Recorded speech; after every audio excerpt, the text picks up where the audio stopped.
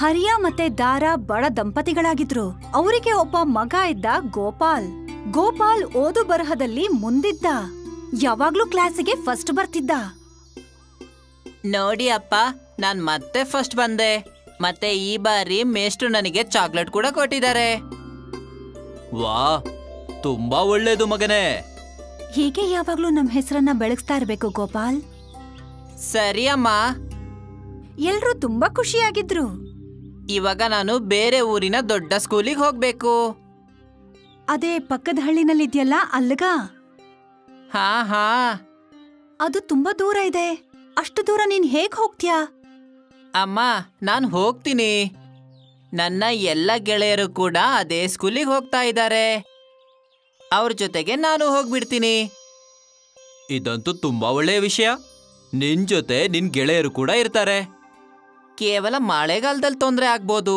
5 kilometre ನೆನ್ಕೊಂಡೇ ಹೋಗ್ಬೇಕು. ಯಾಕ್ ನೆನೀತ್ಯಾ? ನಿನ್ಗೋಸ್ಕರ ಒಂದು ಛತ್ರಿ ಕೊಡಿಸ್ತೀವಿ. ಅಮ್ಮ, ನಮ್ಮ ಹತ್ರ ತಿನ್ನೋದಕ್ಕೆ ಹಣ ಇಲ್ಲ. ಮತ್ತೆ ಛತ್ರಿ ಎಲ್ಲಿಂದ ತರ್ತೀರಾ? ಮಗು, ಇನ್ನು ಮಳೆಗಾಲ ಬರಕ್ಕೆ 1 ತಿಂಗಳು ಇದೆ. 1 ತಿಂಗಳಲ್ಲಿ ನಾವು ಇಷ್ಟಂತೂ ಹಣ ಸೇರಿಸ್ತೀವಿ. ಮತ್ತೆ ನಿನಿಗೋಸ್ಕರ ಒಂದ್ ಛತ್ರಿ ಕೊಡಿಸ್ತೀವಿ. ನಿಜವಾಗ್ಲೂನಾ ಅಪ್ಪ? ಹೌದು ಪುಟ್ಟ, ನೀನೇನು ಚಿಂತೆ ಮಾಡ್ಬೇಡ. ನೀನು ಕೇವಲ ನಿನ್ ಓದಿನ ಕಡೆ ಗಮನ ಕೊಡು. ಹರಿಯಾ ಮರದ ಮಂಕ್ರಿ ಮಾಡೋ ಅಂತ ವ್ಯಾಪಾರಿ ಆಗಿದ್ದ. ಅವನು ಕಾಡಿಂದ ಬಿದ್ರನ್ನ ಕತ್ತರಿಸ್ಕೊಂಡು ಅದನ್ನ ತಗೊಂಡ್ ಬರ್ತಾ ಇದ್ದ. ಮತ್ ಅದ್ರಿಂದ ಅವನು ಬುಟ್ಟಿಗಳನ್ನ ಮಾಡ್ತಿದ್ದ. ಆ ಮಂಕ್ರಿಗಳನ್ನ ಮಾರೋದಿಕ್ಕೆ ಅವನು ದೂರ ದೂರದ ಹಳ್ಳಿಗಳಿಗೆಲ್ಲ ಹೋಗ್ತಿದ್ದ. ಬುಟ್ಟಿ ತಗೊಳ್ಳಿ, ಬುಟ್ಟಿ 30 ರೂಪಾಯಿ, 40 ರೂಪಾಯಿ, 50 ರೂಪಾಯಿ. ಅಲ್ಲಿದ್ಯಲ್ಲ ಅದೆಷ್ಟು? ಅಕ್ಕ, 50 ರೂಪಾಯಿ. ಅಯ್ಯೋ ದೇವ್ರೆ, ಅದಂತೂ ತುಂಬಾ ಜಾಸ್ತಿನೇ ಆಯ್ತು. ಆ ಮಂಕ್ರಿನ 30 ರೂಪಾಯಿ ಕೊಡೋದಾದ್ರೆ ಕೊಡು. ಹೆಚ್ಚು ಕಮ್ಮಿ 35 ರೂಪಾಯಿ ಆದ್ರೂ ಕೊಡಿ. ಇಲ್ಲ ಇಲ್ಲ, 30 ರೂಪಾಯಿಗಿಂತ 1 ರೂಪಾಯಿ ಜಾಸ್ತಿ ಕೊಡಲ್ಲ. ಸರಿ, ತಗೊಂಡೋಗಿ. ಬಂದಂತ ಪ್ರತಿಯೊಬ್ಬ ಗ್ರಾಹಕರು ಹರಿಯಾ ಹತ್ರ ಚೌಕಾಸಿ ಮಾಡ್ತಿದ್ರು. ಹಾಗಾಗಿ ಅವನ ಸಂಪಾದನೆ ತುಂಬಾ ಕಮ್ಮಿ ಇತ್ತು. ಇದಂತೂ ತುಂಬಾ ಕಮ್ಮಿ ಇದೆ. ಇದ್ರಲ್ಲಿ ಗೋಪಾಲ್ಗೆ ಛತ್ರಿ ತಗೊಳ್ಳೋದಕ್ಕೆ ಎಲ್ಲಿಂದ ಉಳಿಸ್ಲಿ ನಾನು? ಪರವಾಗಿಲ್ಲ, ನೀನ್ ಇದ್ರಿಂದ ರೇಷನ್ ತಗೊಂಬಾ. ನಾಳೆ ನಾನ್ ನೋಡ್ತೀನಿ. ಸಾಯಂಕಾಲ ಮಾರುಕಟ್ಟೆಗೆ ಹೋಗ್ತೀನಿ. ಬಹುಶಃ ಇನ್ನು ಉಳಿದಿರೋ ಬುಟ್ಟಿಗಳು ಸೇಲ್ ಆಗ್ಬೋದು. ಸರಿ.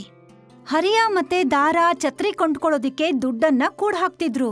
ಆದ್ರೆ ತಿಂಗಳು ಕಳೆದ್ರು 100 ರೂಪಾಯಿನ ಕೂಡ ಅವರು ಉಳ್ಸೋದಕ್ಕಾಗ್ಲಿಲ್ಲ.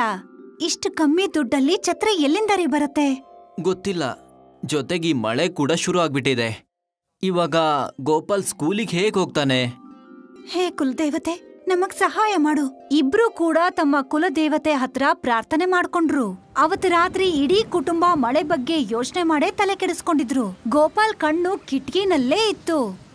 ಹೊರಗಡೆ ಜೋರಾಗಿ ಸುರಿತಾ ಇರೋ ಮಳೆನ ನೋಡಿ ಅವನು ಯೋಚಿಸ್ತಿದ್ದ, ಇವಾಗ ಹೇಗ್ ಸ್ಕೂಲಿಗೆ ಹೋಗ್ಲಿ? ಇಷ್ಟು ಜೋರಾದ ಮಳೆಲಂತೂ ಎಲ್ಲ ಬುಕ್ಗಳು ಚಂಡಿಯಾಗ್ಬಿಡುತ್ತೆ. ಅನ್ಸುತ್ತೆ ನಾಳೆ ಸ್ಕೂಲಿಗೆ ರಜೆ ಹಾಕ್ಬೇಕು. ಹೇ ದೇವಿ ಅಮ್ಮ, ನನಗ್ ಸಹಾಯ ಮಾಡಿ. ಗೋಪಾಲ್ ಮಾತ್ರ ಅಲ್ಲ, ಹರಿಯಾ ಕೂಡ ತುಂಬಾ ತಲೆ ಕೆಡಿಸ್ಕೊಂಡಿದ್ದ. ಮಾರನೇ ದಿನ ಬೆಳಗ್ಗೆ ಮಳೆ ಇನ್ನೂ ಜೋರಾಯ್ತು. ಅಮ್ಮ, ಈ ಮಳೆ ಅಂತೂ ನಿಲ್ಲುವ ಮಾತೇ ಕೇಳ್ತಾ ಇಲ್ಲ. ನಾನು ಸ್ಕೂಲಿಗೆ ಹೋಗ್ಬೇಕು. ಚಿಂತೆ ಮಾಡ್ಬೇಡ ಗೋಪಾಲ್, ಮಳೆ ಬೇಗ ನಿಂತು ಹೋಗತ್ತೆ. ಗೋಪಾಲ್ ಇಡೀ ದಿನ ಮಳೆನ ನೋಡ್ತಾನೆ ಕೂತಿದ್ದ. ಅವನು ನಿಸ್ಸಹಾಯಕನಾಗಿದ್ದ. ಅವನು ಸ್ಕೂಲ್ಗೆ ಹೋಗ್ಬೇಕಾಗಿತ್ತು ಓದೋದಕ್ಕೆ. ಆದ್ರೆ ಇಷ್ಟು ಮಳೆನಲ್ಲಿ ಅವನು ಸ್ಕೂಲ್ಗೆ ಹೋಗೋದಿಕ್ಕೆ ಅವನ ಹತ್ರ ಛತ್ರಿ ಇರ್ಲಿಲ್ಲ.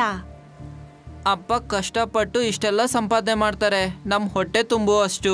ಒಂದ್ ವೇಳೆ ನಾನ್ ಛತ್ರಿಗೋಸ್ಕರ ಹಠ ಮಾಡಿದ್ರೆ ಅವ್ರ ಪಾಪ ಎಲ್ಲಿಂದ ತರ್ತಾರೆ? ನಾನ್ ಸ್ವಲ್ಪ ದಿನ ಸ್ಕೂಲಿಗೆ ಹೋಗಿಲ್ಲ ಅಂದ್ರೆ ಏನೂ ಆಗೋದಿಲ್ಲ. ಹರಿಯಾ ಪಾಪ ಗೋಪಾಲ್ನ ನೋಡ್ತಾನೆ ಇದ್ದ. ಬೆಳಿಗ್ಗೆಯಿಂದ ರಾತ್ರಿ ಆಯ್ತು, ಮತ್ತೆ ಎಲ್ರೂ ಕೂಡ ಮಲ್ಕೊಂಡ್ರು. ಮಾರನೇ ದಿನದ ಸ್ಥಿತಿನೂ ಹೀಗೆ ಇತ್ತು. ಮಳೆ ಸುರಿತಾನೇ ಇತ್ತು. ಮತ್ತೆ ಗೋಪಾಲ್ ಸ್ಕೂಲ್ಗೆ ಹೋಗಕ್ಕಾಗ್ಲಿಲ್ಲ. ಪಾಪ ಈಗ ಅವನು ತುಂಬಾನೇ ಬೇಜಾರ್ ಮಾಡ್ಕೊಂಡಿದ್ದ. ಹೇ ದೇವಿ, ನನ್ ಪ್ರಾರ್ಥನೆಯನ್ನ ಕೇಳಿಸ್ಕೋ. ಮಳೆನ ನಿಲ್ಸು. ನಾನು ಸ್ಕೂಲಿಗೆ ಹೋಗ್ಬೇಕು. ಗೋಪಾಲ್ ಮಾಡ್ತಾರೋ ಈ ಪ್ರಾರ್ಥನೆನ ಕೇಳಿ ಹರಿಯಾಗೂ ಕೂಡ ಬೇಜಾರಾಗತ್ತೆ. ಎಂತ ಅಪ್ಪ ನಾನು. ನನ್ನ ಮಗನ ಒಂದು ಆಸೆಯನ್ನ ಕೂಡ ಈಡೇರ್ಸಕ್ಕಾಗ್ಲಿಲ್ಲ. ನಾನಂತೂ ನೇಣ್ ಹಾಕೊಂಡ್ ಸಾಯ್ಬೇಕು. ಆವತ್ತಿನ ದಿನಾನೂ ಕಳ್ದು ಹೋಯ್ತು. ಮತ್ತೆ 3 ಜನ ಊಟ ಮಾಡಿ ಮಲ್ಕೊಂಡ್ರು. ಹರಿಯಾ ಕನ್ಸಲ್ಲಿ ಅವರ ಕುಲದೇವತೆ ಬಂದ್ಲು. ಹರಿಯಾ, ನಿನ್ನನ್ನ ನೀನು ಇಷ್ಟೊಂದು ಕೈಲಾಗ್ದವನು ಅನ್ಕೋಬೇಡ. ನಿನ್ನ ಕೈಯಲ್ಲೇ ನಿನ್ನ ಸಮಸ್ಯೆಗೆ ಪರಿಹಾರ ಇದೆ. ನನಗೆ ಅರ್ಥ ಆಗ್ಲಿಲ್ಲ ದೇವಿ ಅಮ್ಮ.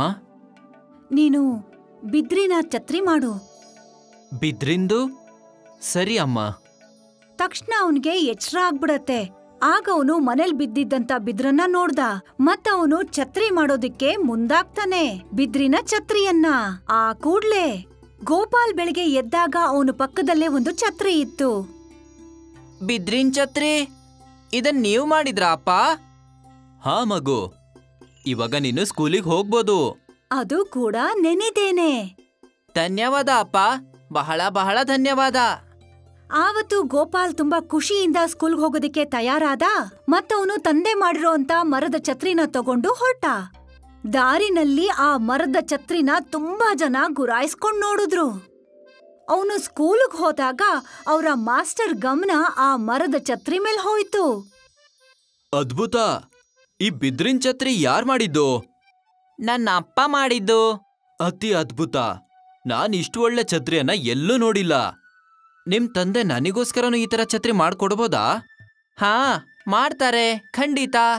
ಸರಿ, ನಿಮ್ ಮನೆಗ್ ಹೋಗೋಣ, ನಡಿ. ಗೋಪಾಲ್ ಮಾಸ್ಟರ್ನ ತನ್ನ ಮನೆಗ್ ಕರ್ಕೊಂಡ್ ಬಂದ. ನಿಮ್ಮ ಕಲೆ ತುಂಬಾ ಅದ್ಭುತವಾಗಿದೆ. ನೀವ್ ನನಗೋಸ್ಕರ ಈ ತರ 10 ಛತ್ರಿ ಮಾಡ್ಕೊಡ್ಬೋದಾ? ಹಾ, ಖಂಡಿತ ಮೇಷ್ಟ್ರೆ. ಮಾಸ್ಟರ್ ಹರಿಯಾಗೆ 1,000 ರೂಪಾಯಿ ಕೊಟ್ರು. ಕಡಿಮೆ ಇಲ್ಲ ಅಲ್ವಾ? ಬಹಳಷ್ಟಿದೆ. ಮೊದಲನೇ ಸಲ ಹರಿಯಾಗೆ ಒಂದೇ ಸಲ 1,000 ರೂಪಾಯಿ ಸಿಕ್ಕಿತ್ತು. ಅಷ್ಟು ದುಡ್ಡನ್ನ ನೋಡಿ ಅವನು ತುಂಬಾ ಖುಷಿಯಾಗಿದ್ದ. ಇಡೀ ರಾತ್ರಿ ಅವನು ಮರದ ಛತ್ರಿಗಳನ್ನ ಮಾಡ್ದ. ಮತ್ತೆ ಮಾರನೇ ದಿನನೇ ಎಲ್ಲಾ ಛತ್ರಿಗಳನ್ನು ಅವನು ಮಾಸ್ಟರ್ ಕೊಟ್ಟ. ಮತ್ತಿನ್ನೇನು, ಹರಿಯಾಗೆ ಮರದ ಛತ್ರಿಗಳನ್ನ ಮಾಡೋದಿಕ್ಕೆ ಆರ್ಡರ್ ಸಿಕ್ತಿತ್ತು. ಅವನು ಛತ್ರಿಗಳನ್ನ ಮಾಡ್ತಾ ಹೋದ. ಆ ಛತ್ರಿಗಳು ಫಟಾಫಟ್ ಅಂತ ವ್ಯಾಪಾರ ಆಗ್ತಿತ್ತು. ಹರಿಯಾ ತನ್ನ ಸ್ನೇಹಿತರನ್ನು ಕೆಲ್ಸಕ್ಕೆ ಅಂತ ತನ್ನ ಜೊತೆನಲ್ಲಿ ಇಟ್ಕೊಂಡ. ಒಂದೇ ತಿಂಗಳಲ್ಲಿ ಹರಿಯಾ ಅದೃಷ್ಟನೇ ಬದಲಾಗಿತ್ತು. 1 ವರ್ಷ ಸಂಪಾದನೆ ಮಾಡಕ್ಕಾಗ್ದೇ ಇರೋ ಅಷ್ಟು ದುಡ್ಡನ್ನ ಒಂದೇ ತಿಂಗಳಲ್ಲಿ ಸಂಪಾದನೆ ಮಾಡಿದ್ದ ಛತ್ರಿಯಿಂದ. ಆಮೇಲೆ ಒಂದು ದಿನ ಒಬ್ಬ ಬಿಸ್ನೆಸ್ ಮ್ಯಾನ್ ಹರಿಯಾ ಹತ್ರ ಬರ್ತಾನೆ. ಹರಿಯಾ ಅವ್ರೆ, ನಿಮ್ಮ ಈ ಬಿದ್ರಿನ್ ಛತ್ರಿಯ ಐಡಿಯಾ ತುಂಬಾ ಅದ್ಭುತವಾಗಿದೆ. ಇದ್ರಿಂದ ವೇಸ್ಟೇಜ್ ಕೂಡ ಕಡಿಮೆ ಆಗುತ್ತೆ. ಈ ಈಕೋ ಫ್ರೆಂಡ್ಲಿ ಛತ್ರಿಯನ್ನ ನಾನ್ ನನ್ನ ಎಲ್ಲ ಮಾಲ್ಗಳಲ್ಲಿ ಮಾರ್ಬೇಕಂತಿದ್ದೀನಿ. ನನಗೇನು ಅರ್ಥ ಆಗ್ಲಿಲ್ಲ ಸರ್. ಅಪ್ಪ, ಇವ್ರು ಹೇಳ್ತಾ ಇದ್ದಾರೆ ನಿಮ್ಮ ಈ ಬಿದ್ರಿನ್ ಛತ್ರಿಯಿಂದ ವಾಯು ಮಾಲಿನ್ಯ ಕಡಿಮೆ ಆಗ್ತಿದೆ ಅಂತ. ಗೊತ್ತಾ? ಅವರು ನಿಮ್ಮ ಈ ಛತ್ರಿಯನ್ನ ಅವರ ದೊಡ್ಡ ದೊಡ್ಡ ಅಂಗಡಿಯಲ್ಲಿ ಮಾರ್ಬೇಕು ಅಂತಿದ್ದಾರೆ. ನಿಮಗೆ ಆರ್ಡರ್ ಕೊಡೋದಕ್ಕೆ ಬಂದಿದ್ದಾರೆ. ನನಗೆ ಪ್ರತಿ ವಾರ 1,000 ಛತ್ರಿ ಬೇಕು. ಇದನ್ ತಗೊಳ್ಳಿ ಅಡ್ವಾನ್ಸ್. ಆ ವ್ಯಕ್ತಿ ಹರಿಯಾಗೆ 1,00,000 ರೂಪಾಯಿ ಕೊಟ್ಟ. ಜೀವನದಲ್ಲಿ ಮೊದಲನೇ ಬಾರಿಗೆ ಹರಿಯಾ 1,00,000 ರೂಪಾಯಿನ ನೋಡಿದ್ದ. ಹರಿಯಾ ಹಳ್ಳಿಲಿದ್ದಂತ ಇನ್ನೂ ಕೆಲವು ಜನಗಳನ್ನ ಕೆಲ್ಸಕ್ ತಗೊಂಡ. ಅವ್ರೆಲ್ರೂ ಹಗಲು ರಾತ್ರಿ ಕಷ್ಟ ಪಡ್ತಾ ಇದ್ರು. ಮತ್ತೆ ಮರದ ಛತ್ರಿಗಳನ್ನ ಡೆಲಿವರಿ ಕೊಡೋಕ್ ಶುರು ಮಾಡಿದ್ರು. ನೋಡ್ತಾ ನೋಡ್ತಾ ಎಲ್ಲಾ ಮಾಲ್ಗಳಲ್ಲಿ ಹರಿಯಾ ಮಾಡಿರೋಂತ ಮರದ ಛತ್ರಿಗಳು ವ್ಯಾಪಾರ ಆಗ್ತಿದ್ವು. ಮತ್ತೆ ಹರಿಯಾಗೆ ಸನ್ಮಾನ ಮಾಡಿ ಅವಾರ್ಡ್ ಅನ್ನ ಕೊಡ್ತಾರೆ. ಅವನ ಈಕೋ ಫ್ರೆಂಡ್ಲಿ ಮರದ ಛತ್ರಿಗಳು ಇಡೀ ಪ್ರಪಂಚದಲ್ಲೇ ಹೆಸರು ಮಾಡಿತ್ತು. ದೇವಿ ಅಮ್ಮ, ನಿಮಗೆ ಬಹಳ ಬಹಳ ಧನ್ಯವಾದ. ನೀವು ಸರಿಯಾಗಿ ಹೇಳಿದ್ರಿ. ನನ್ನ ಸಮಸ್ಯೆನೇ ನನ್ನ ಸಮಾಧಾನ ಅಂತ. ಆವತ್ತು ಹರಿಯಾಗೆ ಜೀವನದ ಒಂದು ದೊಡ್ಡ ಪಾಠ ಗೊತ್ತಾಗಿತ್ತು. ಯಾವ ಮಳೆನ ಅವನು ಸಮಸ್ಯೆ ಅಂತ ಅನ್ಕೊಂಡಿದ್ನೋ ಆ ಮಳೆನೇ ಅವನಿಗೆ ಅವನ ಜೀವನದ ಅದೃಷ್ಟನ ಬದಲಾಯಿಸೋಂತ ದಾರಿ ಆಗಿತ್ತು. ಅದಕ್ಕೆ ಸ್ನೇಹಿತರೆ, ಸಮಸ್ಯೆಗಳಿಂದ ಹೆದರ್ಕೊಂಡ್ ಓಡ್ ಹೋಗೋದಲ್ಲ, ಬದ್ಲಿಗೆ ಅದನ್ನ ಪರಿಹಾರ ಮಾಡ್ಕೊಳ್ಳೋದ್ರಲ್ಲೇ ಫಲ ಸಿಗೋದು.